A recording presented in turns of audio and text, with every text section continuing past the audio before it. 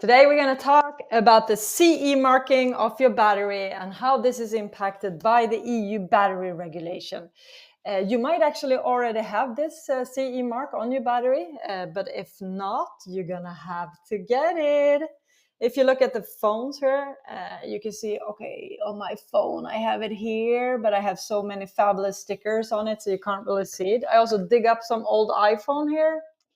And here you can also see the CE mark. Or on this one, here it's very clear, CE. So what is the CE marking?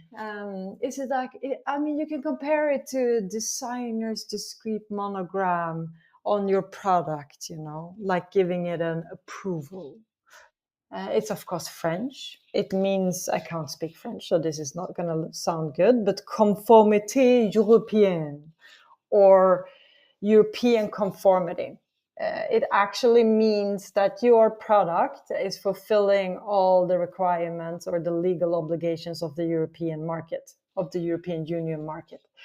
And it's a necessity. And for batteries now, you have to have it. Okay, great. So I need a CE mark. I can just buy a sticker and put it on. No, sorry, not that simple. The whole idea is, of course, that you do a conformity assessment. Here's a great article on that one. We didn't write this, but I'll put a link on it to it in the comments so that you can read it. But basically, it means that you're going to have a process to show that you're compliant to all the applicable laws for your battery. Let's detail it out a little bit. So first, your first step is going to have to find out all the legislations that you have to adhere to. The new things for battery is, of course, the battery regulation. And we talked a lot about it. And it's actually the battery regulation that makes it now a requirement for all batteries. And I think for portables, it's not active yet, but soon. But for all the other battery categories, it's already active, so you already have to have it. But there are also other regulations and directives actually impacting batteries, such as the EMC directive, also restriction of hazardous substances, as well as could be some low radio frequencies. It depends on what kind of electronics you have in your battery. And you're going to have, before you can put that CE mark, you're going to have to show that you are, conforming to all of these regulations and directives that are applicable to your product or to your battery.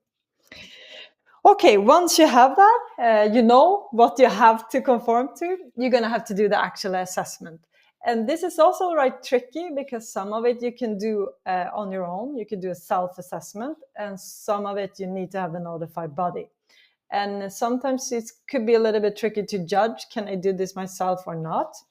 A lot of it, I think your manufacturers will actually do, or I know your manufacturers will do. And for a lot of it, for safety, for the safety requirements, for example, you're actually going to test against standards. And then you're going to have to compile the technical documentation, all the test reports, design specification, risk assessments, you name it, whatever you have. It's your responsibility as an importer or distributor to make sure that this documentation exists in the correct or in the applicable language. So it might be that your manufacturer is doing this documentation in Mandarin and English maybe, but on the French market, you're actually going to have the documentation. You need to have the documentation available in French, for example. Just an example. You also need to do an EU declaration of conformity.